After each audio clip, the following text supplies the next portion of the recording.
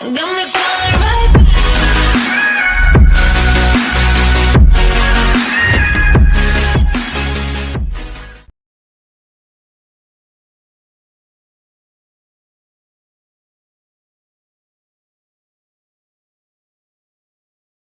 One could argue that there has truly never been anything like Facebook. The undeniable king of social networks took the web by storm several years ago and has since become a household name. Almost everyone has a Facebook account, and about 3/4 of all US adults check it regularly. There is simply no other platform so consistently and universally used all around the globe. For many businesses and organizations, their Facebook presence has replaced their actual website, at least in importance, because more people are likely to interact and receive updates there. Is there a blackout in your city or an emergency in your local area? There's a good chance that the power company or news agencies will be posting updates on Facebook more quickly and consistently than on their own websites. Why? Because that's where everybody is, and you need to be where your audience is. Facebook has done an excellent job of developing an environment where people stay inside the platform. Although links to the outside are easy to create, it's now just as easy and perhaps more beneficial to keep things inside Facebook. For example, until a couple years ago, most people who wanted to share videos did so by linking to a YouTube video. Today, however, Facebook has made it both quick and easy to upload videos within the platform, and has even made it the best option by allowing Facebook videos to autoplay as people are scrolling through their news feeds, making this option the most beneficial for people doing the sharing and the most pleasing for those doing the consuming. And that's just one example of the things Facebook has done over the last couple years to keep people and businesses inside the platform. The result? After years of this sort of structuring and positioning, Facebook users now actually feel more comfortable when they remain inside Facebook. People trust and feel safe with the Facebook interface, the color scheme, and the overall look and feel, and prefer to consume content inside of it. Hence the enormous success of Facebook native advertising. The point is, if you want to market your business or brand in the place where your audience spends most of their time and in a context in which they feel most comfortable, and by the way, you do, then you need to be marketing on Facebook. To fully get the point across here, let's look at some more statistics that'll give you a fuller appreciation of Facebook's size, reach, and importance. Almost 40% of the entire world's online population is on Facebook. Of the remainder who don't use Facebook, half of them live with someone who does.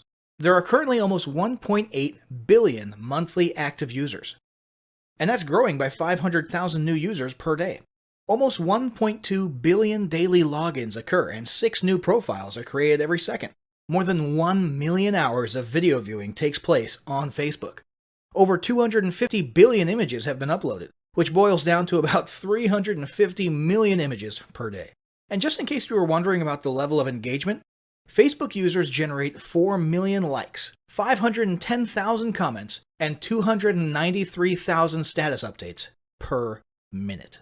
With a growing and engaged user base like that, it's no wonder more than 40% of marketers report that Facebook is a critical part of their business. The question is, how do you make it work for you? Now, a quick note on paid versus organic Facebook marketing. Ideally, a solid Facebook marketing strategy should include a solid mix of both of these. Organic marketing is an excellent and critical way to provide content and value, keep your audience engaged, gain brand exposure, grow loyal followers, and establish rapport. Paid ads are a great way to boost those efforts as well as to accomplish a variety of off-Facebook goals, such as website visitors, lead generation, and sales. Facebook's masterfully established native ad style has made paid ads even more effective than anyone could have imagined. That said, this guide will focus almost exclusively on organic marketing methods. If you're interested in how to get started with paid Facebook advertising, definitely check out our other guide on that topic. And now, without further ado, let's move on to the first step of any Facebook marketing endeavor: establishing goals.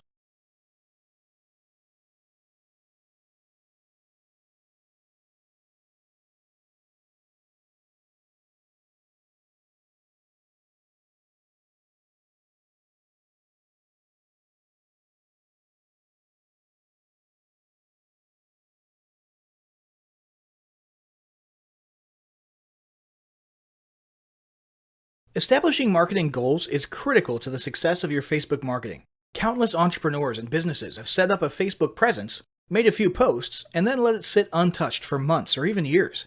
This is usually due to a lack or absence of goals. So before you even begin establishing any sort of Facebook presence or strategy, you need to establish clear marketing goals. Your goals should be specific, measurable, and attainable. They can be long-term, short-term, or a mix of both. Deadlines and milestones can be helpful as well. Let me give you an example. I want to increase my social following would be an example of a bad goal that will likely result in your marketing efforts petering out after a while, because there's no specifics or milestones.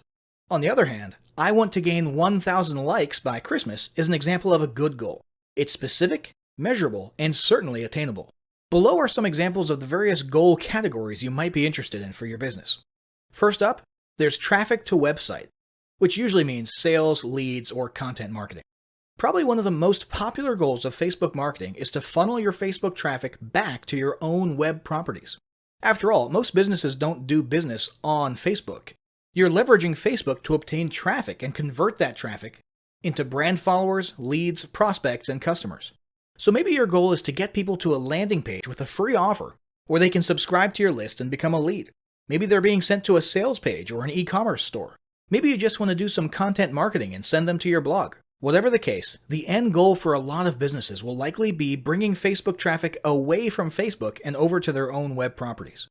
Next, let's look at the social following goal, which we also refer to as Facebook as autoresponder. In this goal category, your aim is to build a large number of followers. This usually means likes in the case of a business or brand page, or it could mean friends if you're focusing on your personal profile. The reason we also refer to this as Facebook as autoresponder is because the main sought-after benefit here is to increase the number of people who will see your posts in their newsfeed. In this sense, your Facebook posts become similar to sending out email broadcasts via your autoresponder. It should be noted that Facebook has recently adjusted its algorithms in such a way that people tend to see less posts from businesses they've liked. This means a much smaller percentage of your followers will actually see your posts in their news feeds today than did in the past. Still, if you grow a large enough community, this can still be very beneficial, and if your content is engaging enough to get a lot of traction in the form of likes, comments, and shares, you can significantly increase the range of your organic reach into people's news feeds. Next, there's passive presence. Some businesses might have purely passive goals. Simply being present and discoverable inside of Facebook is a benefit that has wider appeal and greater utility than you may think. In many cases, a company's Facebook presence might supersede or even totally replace what was once the role of a website. Your business's phone number, address, directions, hours of operation, mission statement, and so on can now all be found on a Facebook page. And depending on your audience, that might be where most people seek you out, rather than your website.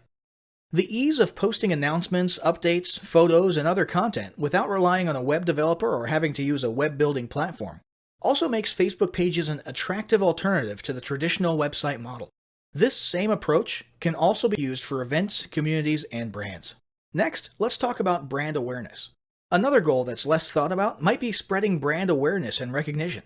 If you're just starting out, there's a good chance your brand might be in need of a jump start. If nobody's ever heard of you, a great way to increase recognition is to simply create and share unique, helpful, or entertaining content and get your name, logo, and overall brand identity in front of as many eyeballs as possible, as many times as possible. If this is your goal, you want to avoid being salesy in the beginning. Ensure you're focused almost entirely on posting helpful, relevant, or entertaining content. Next, there's expanding existing audiences. If you've already got an audience, your goal might be to make it bigger. This can be done via several social marketing methods. Sharing viral content, either curated or created yourself, can lead to a huge increase in your Facebook audience. Recently, a restaurant in Southern California released a 60-second video with shots of people enjoying their signature menu item, an enormous T-bone steak topped with melted cheese, and it went viral in one day. They had already garnered a respectable audience prior to the video, but after the video, their Facebook audience and engagement skyrocketed, and so did their foot traffic. Although creating your own viral content like that can be great, if you don't have the time or the means to do so, you can simply leverage existing content that's already proven itself to be viral by curating or resharing it with your own comments or angle added to it. Also, a few humorous images and memes can't hurt either. Other ways to expand existing audiences can include contests, sweepstakes, and gamification. Assuming your offers and prizes are compelling enough, incentivized sharing can be very effective. Just ensure your methods are permitted by Facebook's terms of service. After that, there's enhancing or repairing public relations. Do you want to set your company apart in the public eye? Do you want to associate your brand with feelings of goodwill and community involvement? Did you accidentally spill a ton of crude oil into the Gulf of Mexico and kill a bunch of fish? If any of these apply to you, then enhancing or repairing your public relations could certainly be a good Facebook marketing goal for your business. You can bet that when a certain major energy giant had an oil spill on its hands a few years ago and became public enemy number one, they went into PR repair overdrive. They were literally hated by almost everybody, and their business could easily have disappeared off the face of the earth. But instead, they handled it masterfully and began pouring millions, if not billions of dollars into massive PR campaigns to improve their image and highlight their commitment not only to fixing the mess, but to the environment in general. This PR campaign lasted years, was very effective, and you can bet they leveraged social media platforms like Facebook as well. But it doesn't take a humiliating public catastrophe to make PR enhancement a good idea. This is a goal that any business can engage in. Non-sales related campaigns can include photos or videos that foster positive values and goodwill, or even involvement in social movements or noble causes. A quick note about the social movements: be careful not to alienate half of your prospects. Although you may be super passionate about something and it may seem like it's worth putting your company out there in association with a certain cause, there's a good chance that a month later when you sit down to do your bookkeeping, you're going to regret it. So just be careful how you go about that. Here's some more ideas. Did your business recently donate to a charity? Build a school in a third world country? Serve food at a local pantry? These are all things to post about for the sake of PR. These don't necessarily need to be about things that your business participated in. They can be content about general things like a heartwarming video about helping the poor or caring for the elderly. Special holidays like Christmas, Thanksgiving, or Mother's Day also present opportunities to leverage emotions, foster goodwill, and enhance your PR. Finally, there's market research. A hugely beneficial goal of Facebook marketing is market research. If you're just starting your business or going down a new path, Facebook can be an excellent place to learn more about your audience and your market. This can be done in a structured way with things like surveys and questionnaires, or in a less structured way by simply engaging with your audience, commenting, asking questions, and so on. Also, lurking or conversing in Facebook groups related to your industry can teach you a ton about what your customers want and who they are. Beyond that, you can monitor your competitors' pages and groups to see what their customers like and what they're complaining about, so you can adjust your business accordingly. Creating your own group and engaging within it is another great way to get a constant stream of market data and audience data flowing into your business. Ultimately, your goal should be to come up with 1 or 2 ideal customer avatars that you can then base your marketing and product development on. All the goals you've learned about in this section require some sort of presence on Facebook. Your Facebook presence can take various forms, and that's what we'll discuss next.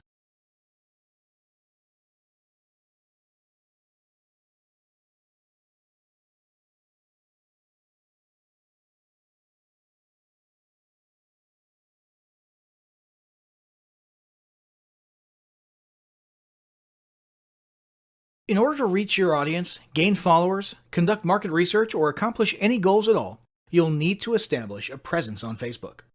What sort of presence you create will depend largely on what you hope to accomplish. But the most common first step is usually to create a page, often called fan pages. There are several types of pages to create. These include local business or place, company, organization, or institution, brand or product, artist, band, or public figure, entertainment, and cause or community. Pages are different from profiles for a few important reasons. Your profile is traditionally meant for connecting with friends and family and not for business. Your page, on the other hand, is geared towards raising brand awareness or promoting your business or cause.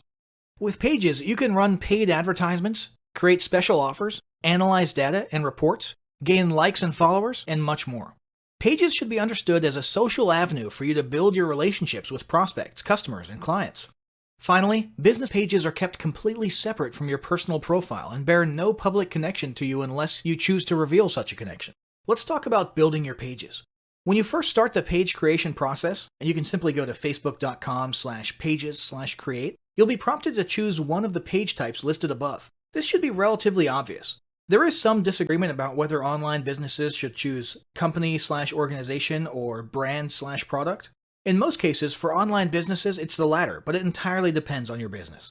It won't make a huge difference in your page functionality though, so don't agonize over the decision too much. Once you've chosen the page type, you'll have a drop-down menu where you'll need to choose an industry or category. If you're unsure which category applies best, don't worry, you can change it later. Then you'll be asked to input a business or product name and hit submit. When you first arrive at your new page, it'll be a little barren, but Facebook has made it very easy to start fleshing it out. The first thing you'll want to do is write a short description of what your page is about. Facebook only allows 155 characters, so you'll want to not only get the main points in just a couple sentences, but you'll also want to make sure you include any critical keywords that you want to be found for when people do searches. Keep in mind, SEO is still important for Facebook, both for its internal search as well as your Facebook page ranking in search engines like Google. Consider using Google's Keyword Planner tool to determine the best exact keywords to use in your description. Speaking of being findable, you'll also want to assign a unique username to your page. What this does is create an easy-to-remember unique URL for your page, so you don't have a long, impersonal, alphanumeric URL. In the end, you should end up with something along the lines of facebook.com/yourbusinessname. But this will be subject to availability, and you may have to use something slightly different from your actual business name if it's already taken. For example, if facebook.com/Tom's Tomato Shack is already taken, you might have to stick a number 2 at the end of it, or settle for Tom's Tomatoes or something. Don't worry about this too much. It's not like you're choosing an important domain name or trademark. It's purely meant to make it slightly easier for you to put your page URL on a business card, or to make links for your page look more friendly. Next, you'll want to add your website. From the options on the right-hand side of your page, click Add a Website and enter your main website address, or depending on your goal, a specific landing page URL. After that, it's a good idea to add a second admin to your page. Even if you're the sole owner and employee of your business, you should still do it. This way, if your page or profile gets hacked, and that does happen, or if you get locked out of your profile for any reason at all, you'll at least have someone else who can try to access the page and do what needs to be done. This is a security precaution, so it doesn't matter who it is, and they don't literally need to ever be an actual admin. Heck, this could be your grandma if you want. After that, you'll want to like your own page, so you'll now be following it via your personal profile, and you'll want to make sure you turn on notifications. Now you'll want to start visually completing your page. First, you'll want to add a square profile image. This can be an image of you or your logo, or whatever you want people to see associated with your brand. In addition to being visible on your page, this will also be the avatar image that accompanies your comments and activity on Facebook when you're posting or commenting as your business. Once that's done, you'll want to add a horizontal cover image. If you don't have a horizontal image to use for your cover, you can either create one yourself via a tool like Canva, or you can pay someone on Fiverr to make it for you. Next, go to Edit Your Page Info to adjust your page details. Here you can add categories, descriptions, contact info, location, legal disclaimers, and so on. Then, go to See All Information and see if there's anything else you want to add, such as awards, privacy policy, and so on. Finally, you'll want to add a call to action button to the top of your page. This CTA button can be for booking services, contacting you, purchasing or shopping, downloading something, or even a generic Learn More. After choosing one of these categories, you'll have a choice of more specific CTA wordings to select from. Once your page is ready and looking the way you want it, you'll have an opportunity to start inviting friends to like the page or to start posting content to the page timeline. Now let's talk about another type of presence: groups. One option for establishing a presence on Facebook is to create a group. A Facebook group can be either public or private. These groups can be an excellent way to interact with your audience, share content, encourage them to interact with each other, and even start building a tribe mentality among your followers. Although groups can eventually take on a life of their own once you've got enough members in there, conversing, posting, and answering and asking questions, early on it'll be important for you to have a content posting routine to keep things fresh and moving. It may also be a good idea to appoint a moderator/admin to handle things on the inside. Be prepared. Groups can easily turn into a second customer support channel, and can also be a place where people think it's okay to dump their complaints or criticisms of your brand. Be sure to keep an eye on things in there. Try to foster a positive vibes environment, and have yourself or moderators on hand to delete or censor any comments that might harm your brand, and make it clear to members whether or not it's okay to handle customer service issues inside the group. And for the record, it's totally up to you, and in fact, handling customer service in groups publicly is becoming a bit of a trend lately. There's plenty of pros and cons to that, we're not going to get into it here. If you choose to make your group a no customer support zone, just ensure you get that message across kindly and gently, and use patience when reminding individual members about it. Remember, your whole tribe can see you here, and they will judge you on how you treat members. Let's talk about creating a group. To create a group, go to your Groups page and click the green Create Group button. You'll first need to name your group. This can be your business name or a spin-off of your business name. For example, if your group is centered around providing special training or advice on using a product, you might call it Your Product Name plus the word Masters, Experts, or Ninjas at the end of it. Each group needs to start out with at least one member. So you can either add several members right there from the beginning, or you can just add yourself for the time being and move on. The final selection is your group's privacy status: closed, public, or secret. Secret means it's not even searchable or discoverable. You can change this setting later, so don't worry about it too much right now. After you hit submit, You'll need to choose an icon for your group. Just pick whatever seems most relevant. Once your group is created, you can start fleshing it out by adding a cover photo and description. The same guidance for business page descriptions above applies here more or less. Keep it short, clear, and include important keywords. As for the cover photo, make it horizontal and consider using Canva to create your image or hiring someone on Fiverr to make a nice image. Finally, there's the personal profile. It's true that Facebook has terms that prohibit using your personal profile for explicit business purposes. However, that does not prevent you from leveraging your personal profile in exactly the way social profiles were meant to be used: networking. Make it clear what it is you do and what services you provide. Make yourself findable via search. Join relevant groups. Contribute to discussions. Introduce yourself and rub elbows as much as possible. In this sense, your personal profile can be an incredible resource for marketing and potentially even more powerful than your business page. So, once you've established the sort of presence you've determined you need, you'll want to start posting content. After all, that's what this whole endeavor has been about, and it's what we'll cover in the next chapter.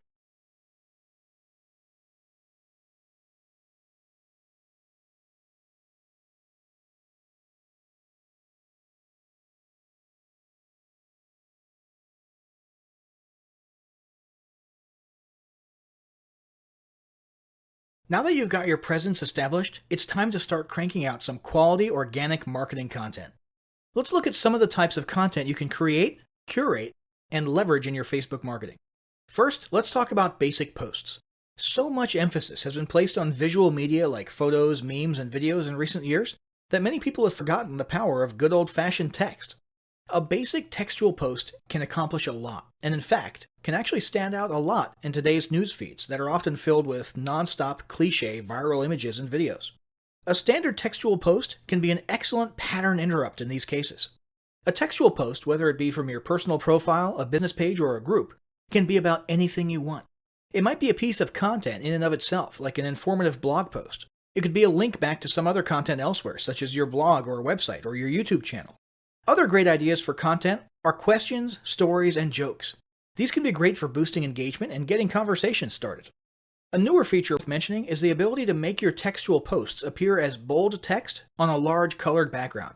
This is an awesome attention-grabbing feature that's definitely worth trying for short messages. There's only room for 2 or 3 sentences. Finally, a poll is a great way to boost engagement in your textual posts as well. Asking questions is already something that boosts engagement, and people love voting on things. So naturally, when you pair the two together, you're likely to get some great social traction. Here's a quick hint. For polls, always say something like, "Tell us why" in the comments below, so people can talk about their opinions and get some conversations and extra engagement going. Next up, there's image posts and memes. It's been almost a decade, and we're still seeing images of Boromir from Lord of the Rings looking at us in our news feeds, and telling us about how one does not simply this, or one does not simply that. Why? Because it gets people's attention, gets your point across, and usually still results in a few likes, shares, or comments. Whether it's Sean Bean as Boromir saying one does not simply run Facebook ads without using a tracking pixel, or the Dos Equis guy sipping on a beer and saying, "I don't usually try to lose 5 pounds in 1 week, but when I do, I use high-intensity interval training." The fact is, memes work, in almost any niche. In fact, it's precisely their goofy and ironic application to unexpected niches that causes them to be so funny and get a rise out of people. So it's settled. If you can find a few minutes per week to make a funny meme for your niche, it's definitely worth your time. But it's not just about memes. Other types of images can be beneficial as well. If you're working an authority angle, try posting images of you on stage at events. If you're promoting a free report or a free digital offer, you can use an image of the e-cover itself or even a generic stock image that you can find on the cheap at Adobe Stock. Make sure the images are relevant to your offer and audience. So if you're targeting restaurant owners, a smiling business owner standing outside of their restaurant might work. If you're doing a weight loss product, a stock photo of a woman stretching or a man running might be the ticket. If you're selling physical products, use an image of the product itself or of a person using the product. And remember, these are organic posts, not paid ads. So you're not bound by some of Facebook's restrictions like the text-to-image space ratio, and so on. Although there still are some terms of service that apply to all content, so be sure you familiarize yourself with those. Next up, there's videos. The uncontested king of engaging content. This still hasn't changed. In fact, if anything, it's becoming even more of a norm than ever. If you're not using videos in your Facebook marketing, you're missing out big time. While it used to be common to use YouTube for hosting your videos and simply embed or link them on Facebook, in recent years, Facebook has started to beef up their own video hosting functionality. Today, Facebook is giving YouTube a run for its money, and many people are now beginning to lean towards Facebook as their primary video sharing venue. This is beneficial not only to Facebook, but also to marketers because Facebook has made its videos super engaging by making them autoplay with no sound while people are scrolling or swiping past them in their news feeds. This results in a ton of views and engagement. So, video content is a must. But what types of video content should you be incorporating into your marketing? There are several options. There's regular vlogs, talking head videos, selfie videos, screen capture videos, instructions, tutorials, tips and tricks, funny videos, motivational videos, animated explainer videos, short advertisement videos, inspirational videos, slideshow videos. The list goes on and on. Any way you're able to convey content or messages via videos is great. More recently, Facebook has introduced live streaming videos. You can literally host a live video feed or show and even invite others on for split-screen interviews and discussions from just about any device. All of these innovations in Facebook video sharing are helping to propel Facebook further into the video marketing spotlight, and it's not a trend you want to miss out on. Now let's talk about curated and repurposed content. Not all content needs to be created by you or your team from scratch. One very popular form of content marketing is content curation. This means finding existing content from someone else and simply resharing it yourself. This can be done simply by using the share button on Facebook to share other interesting or entertaining posts and add your own comment or commentary. Another way to curate content is to manually republish it. This can mean copying excerpts from someone else's blog, a news article, or a book, and so on. Just ensure you always attribute it to the author. For example, here's some great tips from the folks at such and such blog. And try to always put your own comments at the beginning or end and ask your audience what their thoughts are. This is a mutually beneficial form of content marketing because you're spreading the exposure of the other entity's brand, which they'll appreciate, while also posting content with almost no work required on your part. Another option for quick content publishing is to repurpose your existing content. Do you have ebooks, reports, or guides of your own? Why not take a chapter from one of your ebooks, tweak it at the beginning and the end, and publish it on Facebook? Heck, you could turn an ebook or report into a whole series of Facebook posts covering a whole week. Have a blog on your website with interesting articles and posts? Why not post a teaser or excerpt from each blog post, old or new, and a link to the post in question? Same goes for videos, podcasts, interviews, and so on. If you've been online long enough, there's a good chance you'll be able to repurpose a lot of your old content into Facebook posts. Now let's talk about boosting content. Although this guide is about organic content and not paid ads, it's worth mentioning that you can pay to give your organic content a little kickstart and increase the reach and exposure of it. You can do this by choosing any organic post of yours and clicking the Boost Post button. This will open a new screen where you essentially turn your post into a paid ad for a limited amount of time. You can set a budget, choose an audience, and many of the other settings you'd usually apply to creating a paid ad. This will get your post in front of many eyes that otherwise would not have seen it in their news feeds. Be advised, when you use this method, your post technically becomes a Facebook ad and will then be subject to Facebook ad guidelines that most organic content is not subject to. So if you have an image in your Facebook post and the image is almost completely text or has a very large text to image ratio, there's a pretty good chance it's not going to be a good fit as a boosted post. Now let's talk about content planning. Planning out your Facebook marketing strategy is super important. The last thing you want is for your Facebook presence to turn into one of those where you set up a page, post a few things, and then becomes lifeless for months at a time. This happens a lot. When people see this, you instantly lose credibility. And that's why it's important for your team to have a robust content posting schedule and strategy. Ideally, you should be posting something almost every day at least. However, this need not always be content designed from scratch. Instead, you can set aside 2 days of the week that are for original, created from scratch posts or videos, while all the other days in between only require a reshared post from elsewhere or a quick meme or image. Set aside another day of each week for a video post and maybe another day for a community poll. If you have a regularly updated blog or YouTube channel, you can also simply add a new step to your blog posting or YouTube uploading workflow, in which after each post or upload, a link to the new content should be shared and teased on Facebook. There are a number of ways to easily incorporate daily Facebook posting into your weekly routine. It would also be a good idea to establish a daily or at least weekly routine for you or a team member to go through all your posts and reply or interact with your audience if they commented or asked questions. Finally, let's talk about tools, services, and help. Maintaining a regular and active Facebook presence can be a little difficult if your business is already busy as it is. If it becomes too overwhelming, there are several options for lightening the load. or at least making it easier to manage.